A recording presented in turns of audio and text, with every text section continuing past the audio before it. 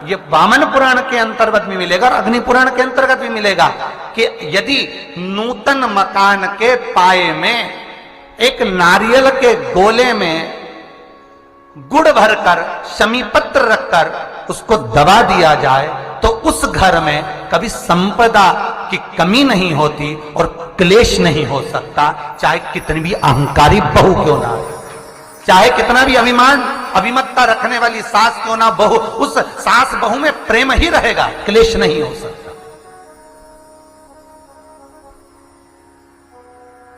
उसमें विवाद नहीं हो सकता। उस घर के अंदर जितने भाई रह रहे हो, जितने कुटुंबी रह रहे हो, परिवार रह रहा हो, उसमें क्लेश का कोई मतलब नहीं हो सकता। चलो याद करिए, पुराने के समय में नरेंद्र ने बोला, लक्ष्मी आज शनिवार का दिन है जिस दिन अपन इस दरिद्रता से मिलने के लिए पीपल के पेड़ के नीचे आए हैं। हिंदू धर्म में ये दिन पीपल के वृक्ष के लिए पूजनीय होगा। जो भी शनिवार के दिन पीपल के वृक्ष की पूजन करेगा, दूध चढ़ाएगा या मिष्ठान का भोग लगाएगा, लक्ष्मी और नारायण उसके घर में प्रवेश कर जाएगा। लक्ष्मी और नारायण उसके घर में प्रवेश करेगा, इसलिए नियम बनाया। कौन से दिन का? शनिवार। लक्ष्मी जी बोली, नारायण आपने तो एक दिन का वार लिख दिया। शंकर जी ने 7 वार बनाए हैं, रविवार, सोमवार, मंगल, बुध, गुरु, शुक्र और शनि। ये शिव जी ने बनाया। अब एक दिन आपने अपना बना लिया, बाकी के दिन अगर कोई इस पीपल के वृक्ष के नीचे आएगा और यहां तो दरिद्रता बैठी है तो उसका क्या होगा? भगवान नारायण बोले, सुन दरिद्रता, तेरे से एक विनती है, अगर कोई भी मनुष्य इस पीपल के पेड़ के नीचे अगर 7 दिन में आता है और उसके हाथ में अगर कोई सामग्री होती है तो तू उसके घर में प्रवेश नहीं करेगी। नियम है पीपल के वृक्ष का, या तो पानी का लोटा लेकर जाओ, कुंकू का चोपड़ा लेकर जाओ, शक्कर लेकर जाओ, या पेड़ के नीचे चींटी को डालने के लिए आटा ले जाओ, पर खाली हाथ पीपल के वृक्ष के नीचे कभी मत जाओ, कभी नहीं जाओ।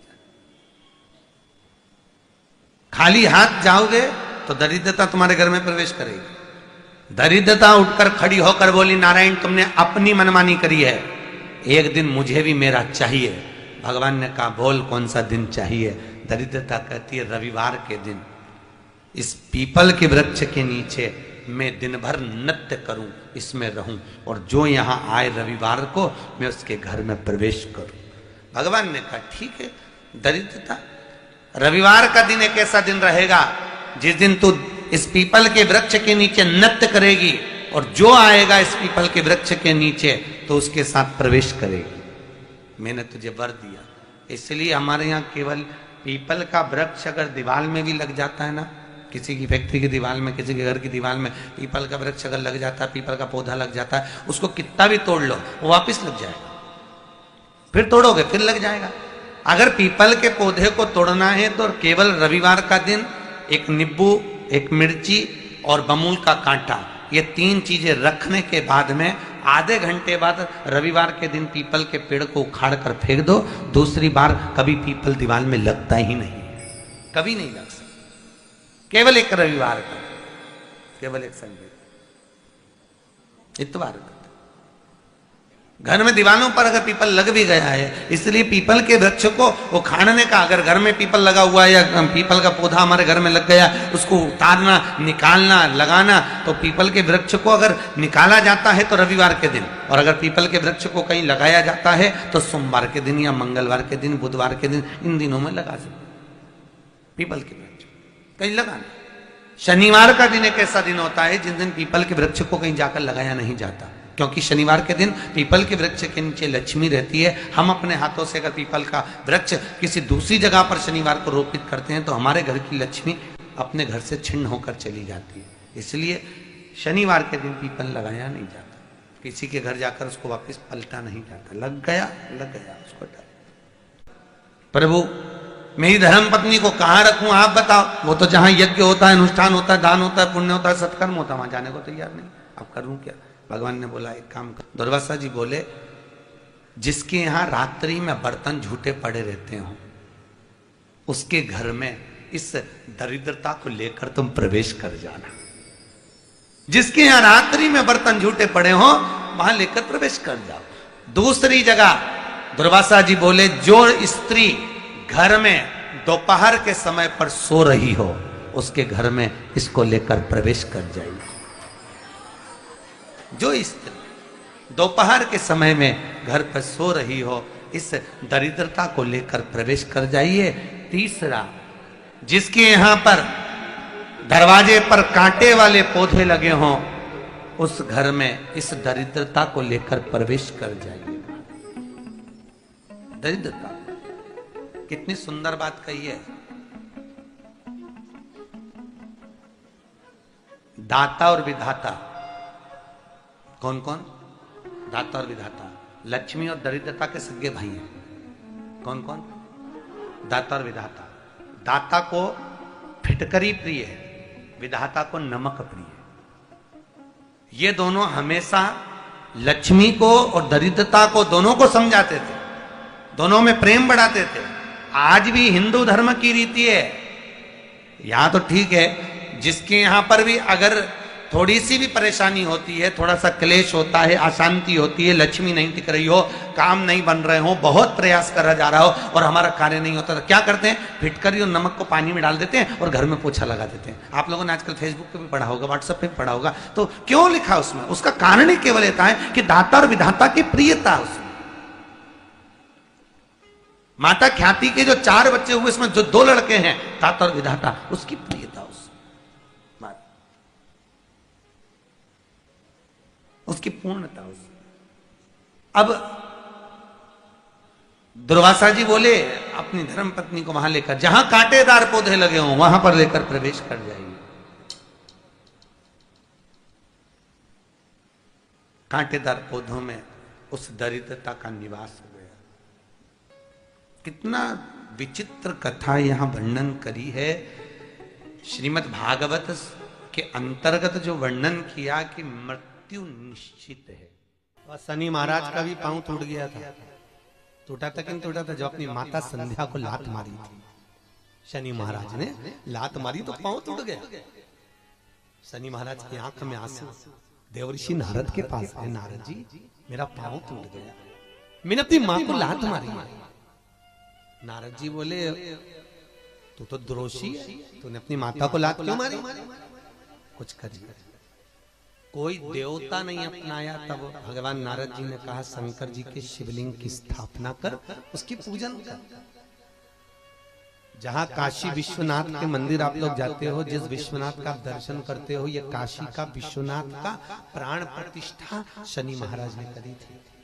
शनि महाराज के हाथ का शिवलिंग है और शिवलिंग की स्थापना कर कर शनि महाराज ने भगवान शंकर से मांगा। शिव जी प्रकट हुए, मांगो शनि तुमको क्या चाहिए? शनि महाराज ने कहा मेरा पांव टूट गया, आप कृपा करिए। भगवान शंकर ने कहा शनि तूने मेरा भजन करा है, जा तेरा पांव तो जुड़ेगा पर पांव में थोड़ी लचकता तेरी बनी रहेगी।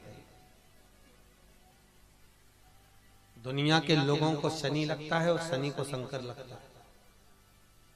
दुनिया के लोगों को शनि लगता है, शनि को शंकर। इसलिए आज भी नियम है कि काशी विश्वनाथ का नाम लेकर एक काजल की डिब्बी को लीजिए। अगर किसी को शनि लग गया हो, कोई प्रॉपर्टी का काम कर रहे हो, कोई व्यापार करते हो और व्यापार नहीं चल रहा, बहुत अड़चने आ रही है, कोई ना कोई परेशानी पे परेशानी आ रही है, एक काजल की डिब्बी लो, काजल की डिब्बी लो, काशी विश्वनाथ का नाम लो और 21 बार उतारो और उतार कर किसी पेड़ के नीचे तक खड्डा खोद कर उसको दबा दीजिए। आपका काम यूं सफलता की ओर बढ़ना चालू हो जाएगा। शनि की कुदृष्टि समाप्त, 7.5 ढैया समाप्त।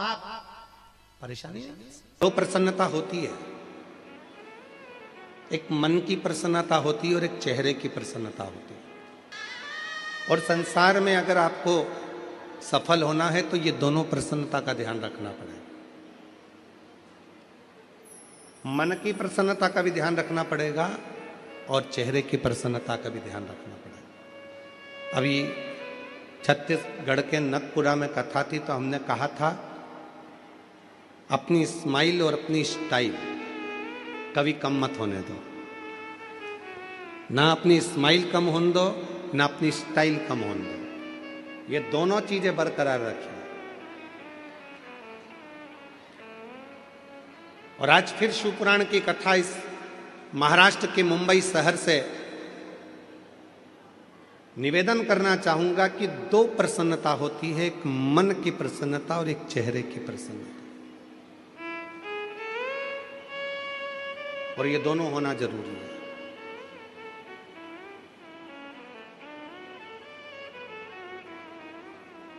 घर बहुत अच्छा है, परिवार बहुत अच्छा है, घर में रहने वाले बहुत अच्छे हैं, पर उसी घर में यदि कोई ना कोई मुंह फुला के रहता है, एकदम मुंह फुला लिया, भगोने जैसा मुंह कर लिया, ना किसी से बोलना, ना चालना, ना बात, ना चित,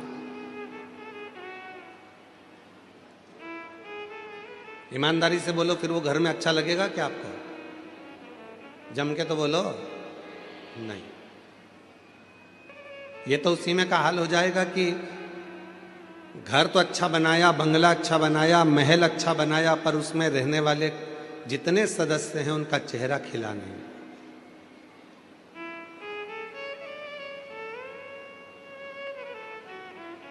जैसे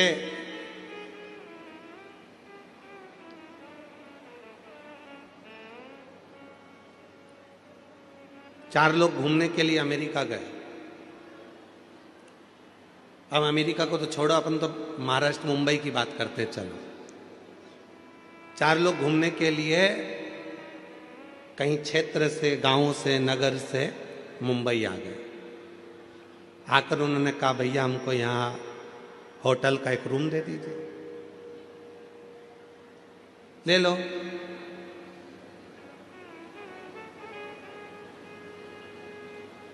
चाबी दे दो, चले जाओ। 100 मंजिल ऊपर एक कमरा है, वो कमरा तुमको दिया। दूसरे दोस्त ने कहा चक्कर आ गए, 100 मंजिल ऊपर चढ़ेंगे कैसे? उसने कहा लिफ्ट लगी है, बटन दबाना, 100 मंजिल ऊपर पहुंच जाओगे, बटन दबाना, नीचे आ जाओगे, आना जाना चलता रहे। उन्होंने कहा ठीक है। चाबी ले ली, लिफ्ट चालू हो गई, आना जाना चालू कर लिया।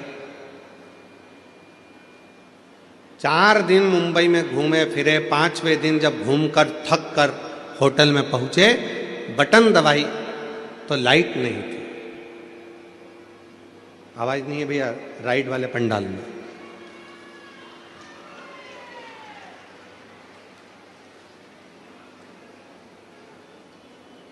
रोज आना जाना करा, पर 4 दिन बाद वापिस आए तो लिफ्ट चालू नहीं थी, लाइट नहीं थी। खूब बटन दबाई पर वो लिफ्ट नहीं आई। मैनेजर से पूछा क्यों भैया, हमको 100 मंजिल ऊपर जाना है, कैसे जाएं? तो कहा जनरेटर खराब हो गया है, लाइट है नहीं। या तो एक काम करो कि सीढ़ियों से चढ़ते चढ़ते 100 मंजिल ऊपर पहुंच जाओ। सीढ़ियों से चढ़ते हुए 100 मंजिल। चारों ने विचार करा हमारे बस की बात नहीं, हम तो नीचे सो जाएंगे दरी बिछाकर। उन्होंने कहा ठीक है, 10,000 रुपये किराया लगेगा। उन्होंने कहा फिर तो हम ऊपर ही चले जाएंगे। चारों व्यक्ति ने विचार करा, अपनी अपनी बात निकालो, दुख भरी कथा कहो, अभी पहुंच जाएंगे। पहले व्यक्ति ने अपनी दुख भरी कथा कही, 20 मंजिल ऊपर पहुंच गए। दूसरे ने अपनी कथा कही, 40 मंजिल ऊपर पहुंच गए। तीसरे ने अपनी दुख भरी कथा कही, 80 मंजिल ऊपर पहुंच गए। अब चौथे व्यक्ति से कहा कि तू अपनी दुख भरी कथा कहा। सुना, उसने कहा मैं अपनी दुख भरी कथा कहूँगा तो तुम सब रो पड़ोगे, इसलिए नहीं कहूँ तो अच्छा है। चलते चलते 90 मंजिल ऊपर पहुंच गए। फिर 95 मंजिल ऊपर पहुंच गए। उस चौथे व्यक्ति से कहा तू अपनी दुख भरी कथा कहे। उसने कहा मेरी दुख भरी कथा केवल इतनी है कि कमरे की चाबी नीचे रह गई है।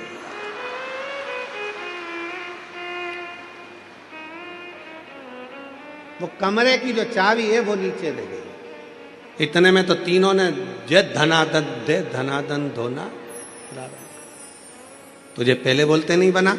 तो कहा नंबर आएगा तभी तो ना बोलूंगा, तभी तो बोलूंगा। जब नंबर आया तब बोला। ये कमरे की चाबी की कथा नहीं, ये अपनी कथा है।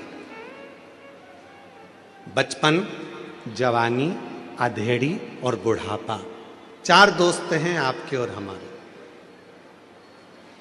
बचपन भी हमारा दोस्त है, जवानी भी हमारी दोस्त है, अधेड़ी भी हमारी दोस्त है और बुढ़ापा भी हमारा दोस्त है। अब इन 4 दोस्तों में तुम्हें चलना है। बचपन ने अपना फर्ज अदा कर दिया, जवानी ने अपना फर्ज अदा कर दिया, अधेड़ी ने अपना फर्ज अदा कर दिया। अब आया है बुढ़ापा, और बुढ़ापे में जो फर्ज अदा करना रहता है वो बहुत कठिन रहता है। 4 बेटे हैं, 3 बेटे हैं, 2 बेटे हैं, 1 बेटा है, सबको साथ सब।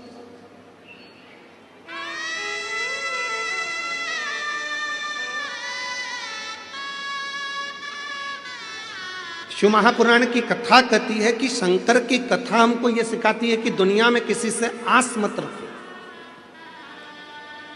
केवल यदि आस रखना है तो मेरे देव अधिदेव महादेव की कथा कहती है कि दुनिया में अगर संसार में जन्म लिया है, मृत्यु लोक में आए हो, तो केवल 2 जनों से आस और विश्वास रखो। एक भगवान देव अधिदेव महादेव से, एक माता पार्वती जी से। अपना आस और अपना विश्वास इन दोनों पर रखिए।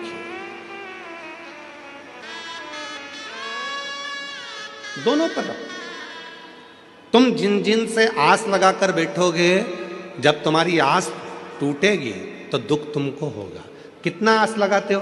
पहले मन में होता है कि भगवान ऐसी कृपा कर देना, बस बेटा बड़ा हो गया है, भगवान ऐसी कृपा कर देना कि मेरे बेटे की शादी हो जाएगी, और बेटे की शादी होगी, बहू आएगी तो मेरी सेवा करेगी। कितनी आस लगाई, बहू आएगी सेवा करेगी, बहू आएगी गरम भोजन देगी, बहू आएगी गरम रोटी देगी, बहू आएगी गरम गरम टिक्कड़ बना के खिलाएगी, बहू आएगी तो बड़ा पाव खिलाएगी। अब मालूम पड़े बहू आई तो भाव नहीं दे रही, तो पाव क्या खाक खिलाएगी?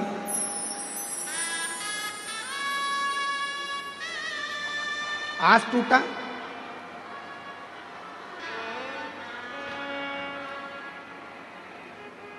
फिर आस लगाई कि बहुत कुछ प्राप्त करूंगा, और वो आस पूरी नहीं हुई तो दुख हुआ। शिव कथा कर रही है, आस अगर लगाना है तो केवल हमारे देव अधिदेव महादेव भगवान। किसके भरोसे आए हो यहां पर? महादेव के। सियोर वाले महाराज के भरोसे नहीं।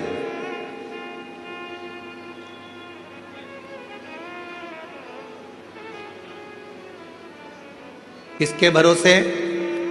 देव अधिदेव महादेव के भरोसे। और हम तो बाबा के भरोसे से चलते हैं, हम तो बाबा के भरोसे चलते हैं। ये दुनिया वाले जलते हैं, ये दुनिया वाले जलते हैं, डमरू वाले के भरोसे चलते हैं, काशी वाले के भरोसे चलते हैं, सीहोर वाले के भरोसे चलते हैं, सीहोर वाले के भरोसे चलते हैं। हम तो बाबा के भरोसे चलते हैं, काशी वाले के भरोसे चलते हैं। किसी दूसरे के भरोसे नहीं, किसी दूसरे के आश्रित होकर नहीं, अपने शिव के आश्रित होकर चल। मन की मुस्कान और चेहरे की मुस्कान दोनों बहुत जरूरी है, बहुत जरूरी। आज के समय में अगर परिवार टूट रहा है तो उसका केवल एक कारण है कि हमारे परिवार में चेहरे की मुस्कुराहट चली गई है।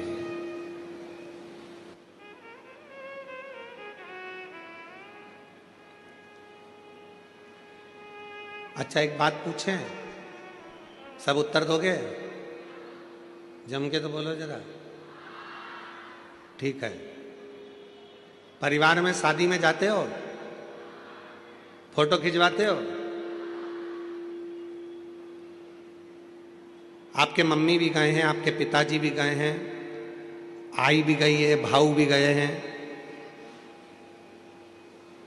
और वो मराठी भाषा में क्या कहते हैं, मुलगा मुलगी भी गए हैं। ठीक है। तो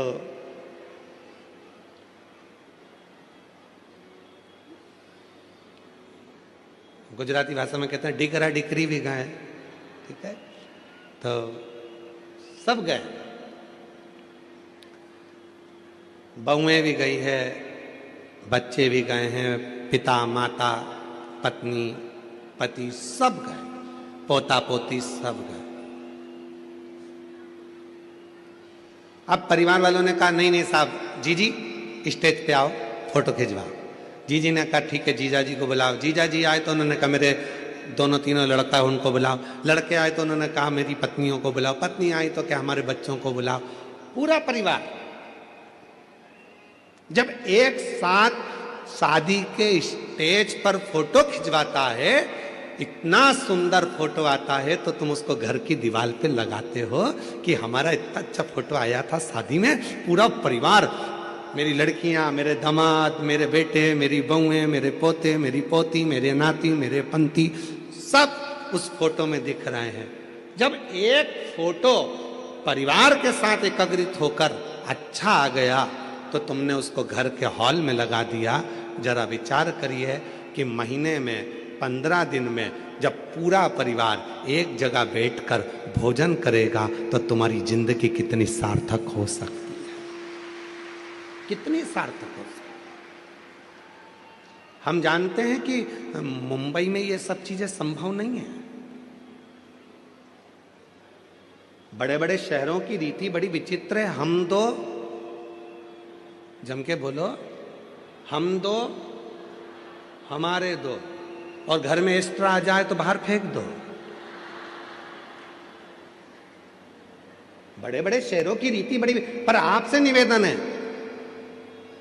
मान लो मुंबई में हम ये नहीं कर सकते, अपने बड़े बड़े शहरों में फ्लैटों में नहीं कर सकते कि इतना बड़ा परिवार हम अपने फ्लैट में जोड़ लें। छोटा सा तो अपना घर है, उसमें इतने सारे लोगों को कैसे रखें। तो निवेदन है, जब गांव जाया करो, अपने गांव में जाते हो, अपने शहर में से जब अपने परिवार में जाते हो, तो प्रयास करा करो जितने दिन अपने परिवार के साथ में रहो, उतने दिन बड़े प्रसन्नता के साथ, स्माइल के साथ, स्नेह के साथ, सबके साथ बैठकर भोजन करा करो। कम से कम आपस का प्रेम बढ़ेगा, तो वो जिंदगी में सार्थकता उत्पन्न करेगा। प्रेम बढ़ा।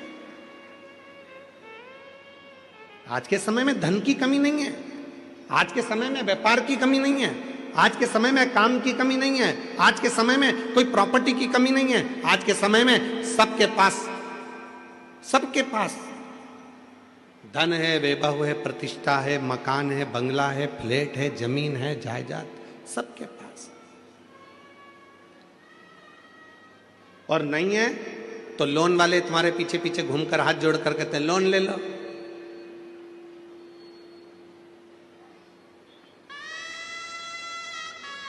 लोन ले लो, लोन से फ्लैट ले लो। नहीं, ले लो मना नहीं है, परंतु लोन जमा करते करते वो फ्लैट के चक्कर में एक दिन लेट गए तो क्या मतलब का फ्लैट लेना। जरूर ले हो, कब ले हो, जब कर्जा कर कर नहीं। जिस दिन मेरा भोले बाबा अपना भंडार तुम्हारे ऊपर लुटा दे, उस दिन तुम्हें जो खरीदना है खरीदो, पर कर्जा कर कर नहीं। हृदय के साथ जैसे रह रहे हो, अपनी जिंदगी को खुश रहने का प्रयास